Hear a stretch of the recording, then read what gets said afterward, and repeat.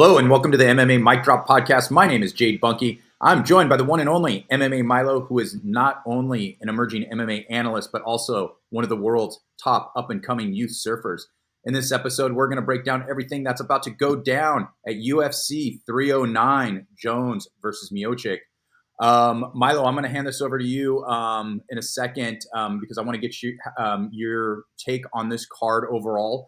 I don't think this is a very good card. Even though it's a marquee card at Madison Square Garden, it has Jon Jones on it. It's really, I think, problematic who Jon Jones is fighting. He's fighting Stipe Miocic, and Stipe hasn't won a fight since 2020, and he looked terrible then. His only fight after that was in 2021, and he looked even worse, and he got knocked out then.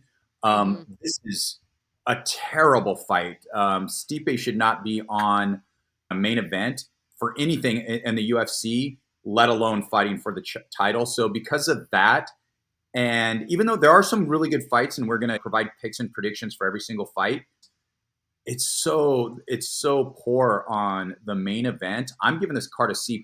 I don't know if you think differently than me on this, but what's your take? What would you grade agree. it? I was going to go a C+.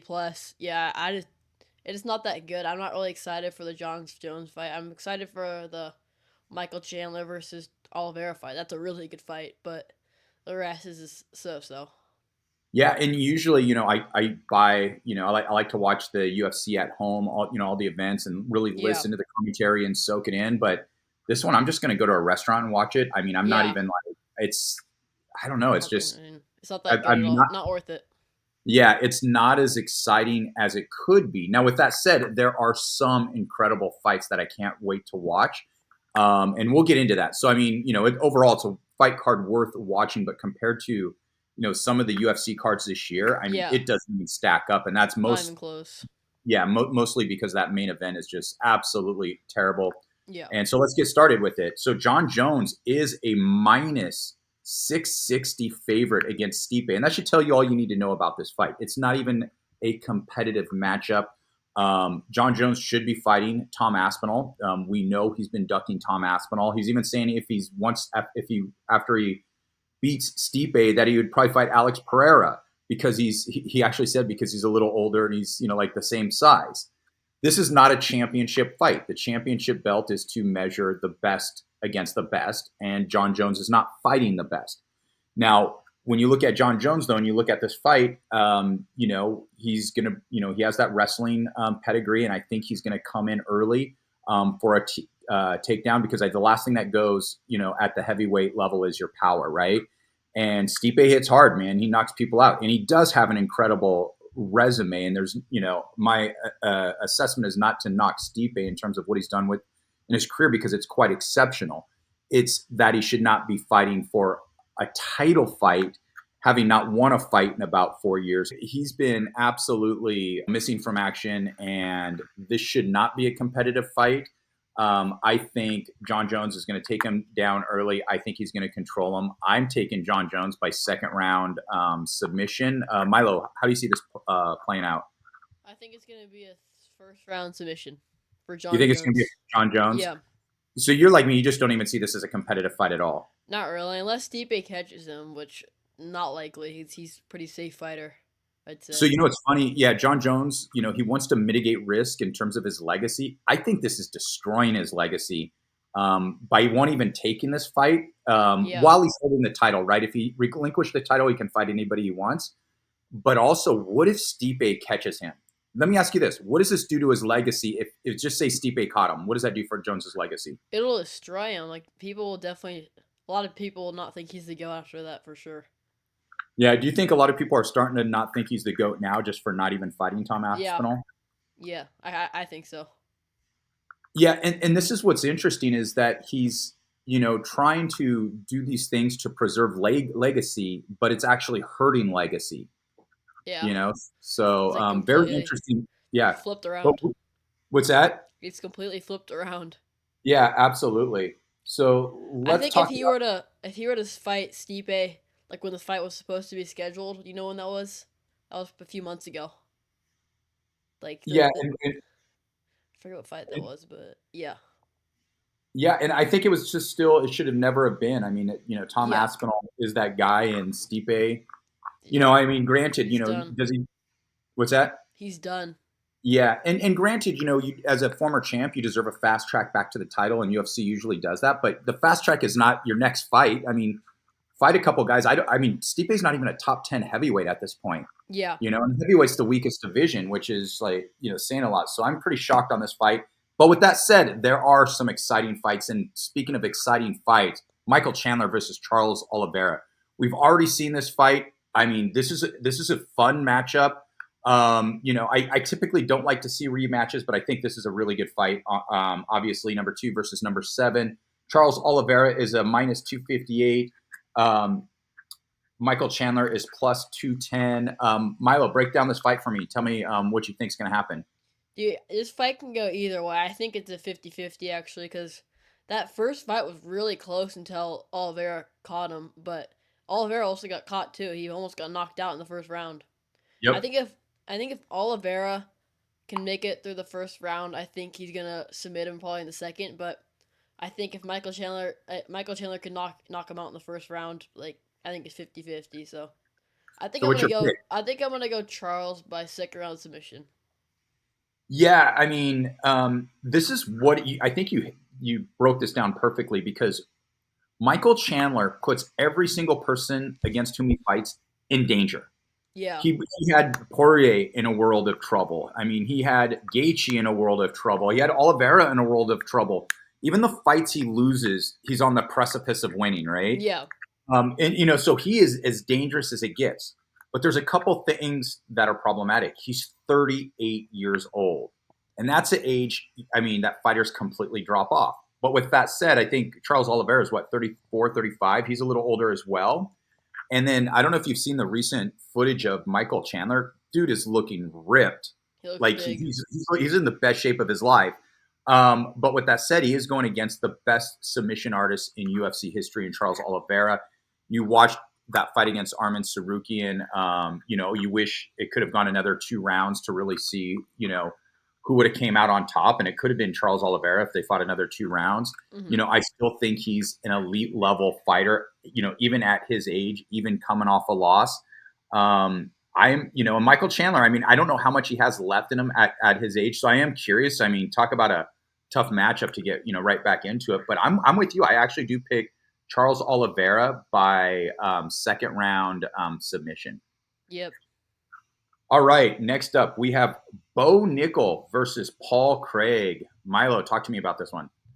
I think this is not even gonna be a close fight at all. I think Bo Nichols is gonna run him over. He's an 1,000 favorite. I've never seen it. He's the only person to be able to do it that high. So I think he's gonna Yeah, run him over. he's I had think like a couple that he's been like minus 2,000. He's the only guy yeah, that's like usually gets that high. yeah, it's crazy like consistently. Yeah, I think I'm gonna go him by third round submission. Ooh, third round. So you think it's going to take him a while? Yeah. Yeah. So I really like this fight, and the reason why I like it, it's finally an appropriate step up in competition for Bo Nickal. I'm with you. I think this is a really good matchup for Bo Nickal. I think I'm with you. I think he's going to kind of dominate this fight, but I think, Paul Craig is good and he's tricky and he's crafty. He's an incredible submission artist. He's really good off his back. Now that's going to be problematic against, such a dominant wrestler in Bo Nickal. And we'll get into his wrestling pedigree in a moment. But, think about who Paul Craig has beat. He's beat Jamal Hill. He's beat Magomed Ankalaev. He's beat Shogun Rua. He's beat the who's who of the light heavyweight division. And now, he's at middleweight and he came in, he beat, who did he beat? Andre Munoz, and then he lost back to back to Brennan Allen and Kaio, against high level competition. But it's one of those things where he'll lose a fight and he'll lose a fight consistently, and then he'll just catch you in a submission. Yeah. And so he does have that. The question is, can he do it to Bo Nickal? And I don't think so, because Bo Nickal's wrestling is on a fundamentally different level than anybody else's in the UFC.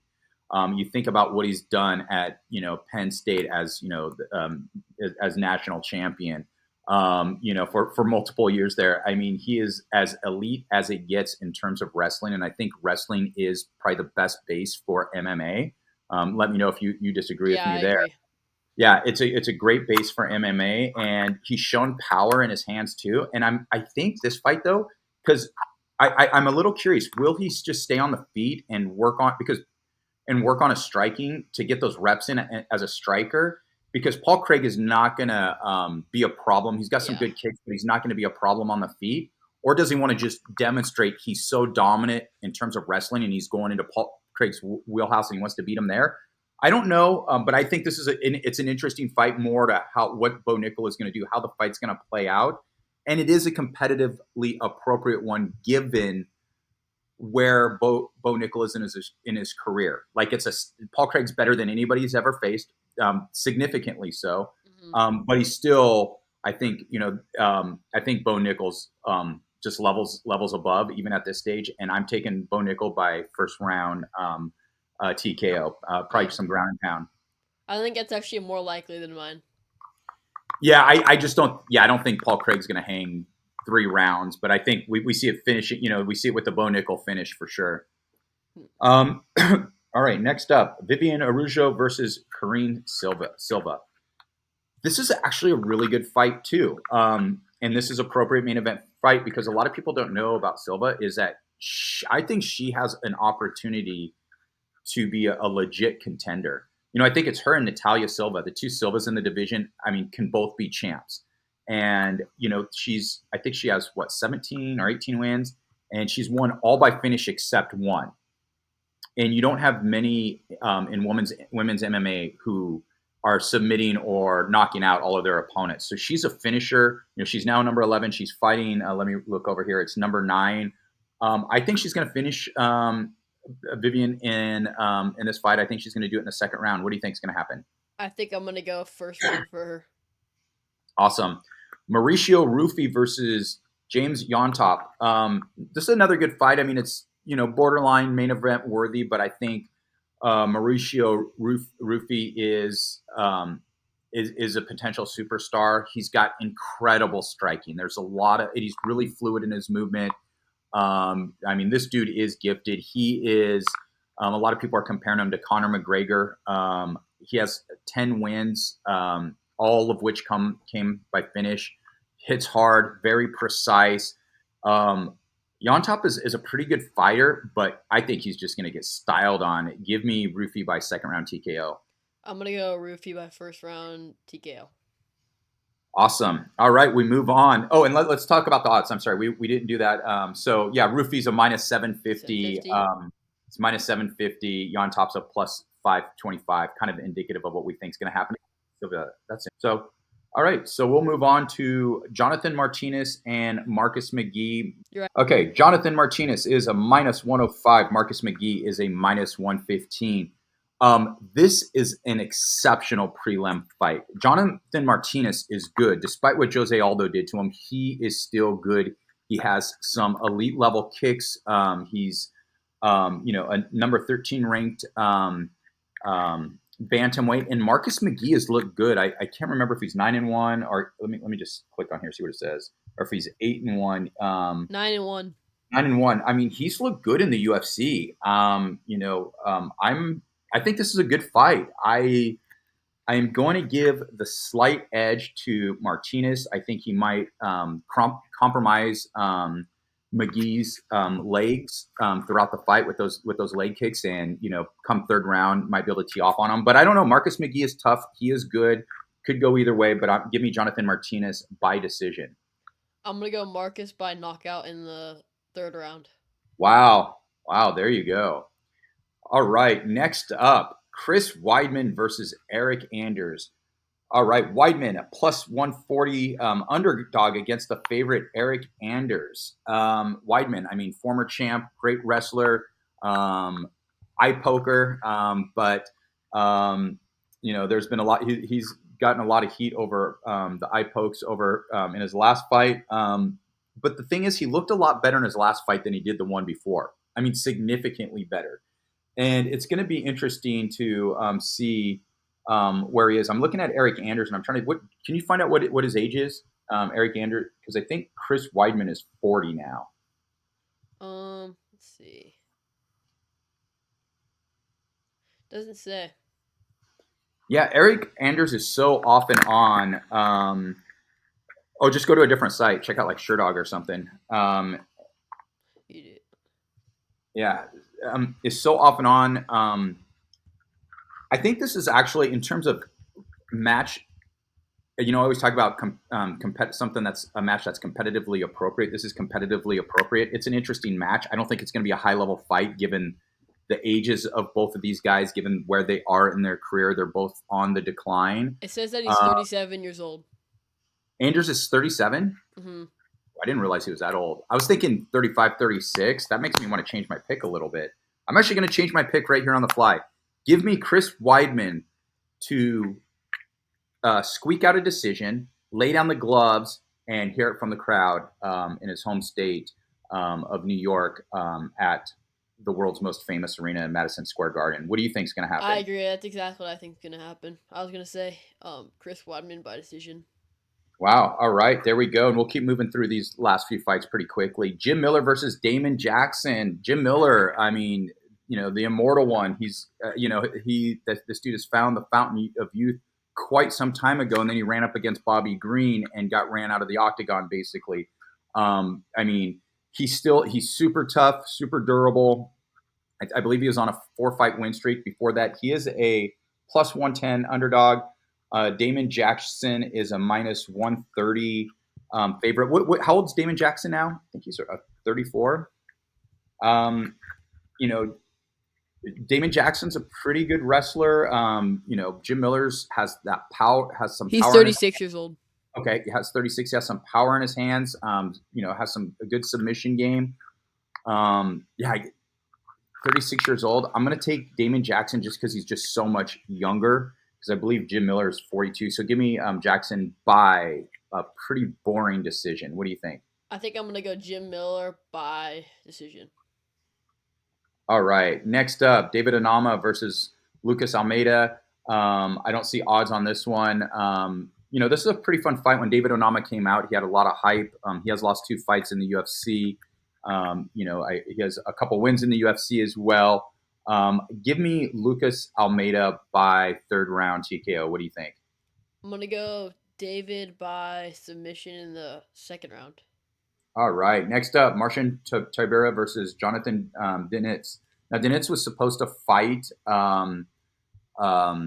Derek Lewis. Derek Lewis had to pull out. And he's 8-0. He looks like he has some pretty good hands. He has a kickboxing background. He's moves pretty well for somebody of his size. But I don't think he has really good defensive grappling skills. And I think that's going to be a problem, even if it's against an aging Tybura or Marcin Tybura. Marcin Tybura is pretty good. I mean, he's kind of that gatekeeper to the top 10 at heavyweight. The thing is, he can get lit up on his feet because he's pretty slow. His speed has dropped quite significantly recently. But I think he's going to eventually get Dinitz on the ground, and I think he's going to, I think he's got to weather the storm. He's going to eat some shots getting in close, but I think he's going to get him on the ground. And I think once he gets him on the ground, it's going to be a slow, grinding, methodical pace in which Tybura squeaks out a decision. So give me Tybura by decision. What do you think? I'm gonna go Diaz by first round knockout. And that very well could happen, right? Because Tiberi has slowed quite a bit. All right, we just got a couple more fights on the early prelims. Mickey Gall versus Ramiz Brahimaj. I can't pronounce his last name. Mickey Gall's a lot better than we thought he was. He was, he has some, decent grappling. His striking has looked a lot better recently. Not an elite level. Ramiz is a guy that comes out, kind of pretty on fire, ready, tries to get that early submission. And I think he's going to get it here. Give me Ramiz by first round submission. I agree. I was gonna go first round submission. Wow. All right. And I think we're going to be in the minority there because, well, Mickey Gall's a minus 115. Ramiz is a minus 105. But moving on to Basil Hafez versus Oban Elliott. Now, this is an excellent fight. This is a legit, really good fight. I'm really intrigued by this fight.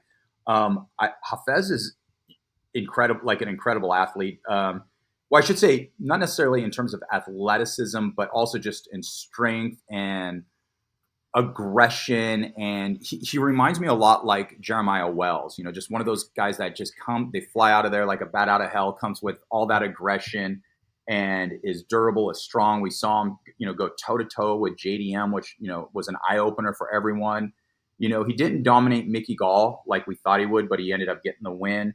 But I still think he's going to be maybe too much for Oban Elliott. Give me Hafez by third round TKO. I agree. I think I'm gonna go Hafez by decision. All right. And opening the card, Veronica Hardy versus Eduarda Mora. Hardy has made incredible improvements. She looks like a different fighter from what she looked like earlier in her career. Her striking has gotten a lot better. Mora is more of a grappler, and she's going to try to, control the fight. So it depends, where this fight takes place. If it takes place on the ground, I'm going to give it to Mora. If it takes place primarily on the feet, I'm going to give it to Hardy. I think Mora is going to eke out a boring decision. What do you I think? think I'm gonna go Hardy by a boring decision. All right, there we go. Either way, that's a snoozer. So those are our picks. Oh, and let me just look at the odds for you. Hardy's a minus 155 and Mora is a plus 130. So those are our picks. Now what we're going to do is we're going to do our Kicking It with Milo section. Okay, so for those of you who have watched the show before, and as I've said in the intro, Milo is one of the top up-and-coming youth surfers in the world. And so Milo, are you on your high school surf team? Yeah. This week we had a competition against the Edison surf team, which is a school kind of by our school. And Huntington Beach. no, what do you say? Edison, Huntington Beach. Oh yeah. It's in Huntington Mm-hmm. Beach, and we beat them. We kind of destroyed them. Actually, we thought it was gonna be close, but it wasn't close at all. So that was good. Cool. And then what's your next contest? I have a contest in, I think it's a week from now. I have like the prime, which is like the big contest that it's like the main contest. It's like what I'm doing for the year, and it's against like all the best kids. So that's gonna be hard, but I think it's in um I think it's in Huntington. Yeah, I think it's in Oh, it is. Huntington. Yeah, so that's Okay. it's close to home. That's good. Okay. No, that's good. Yeah. Short little 15-minute drive up the Yeah, road. it's chill. So that's good. All right.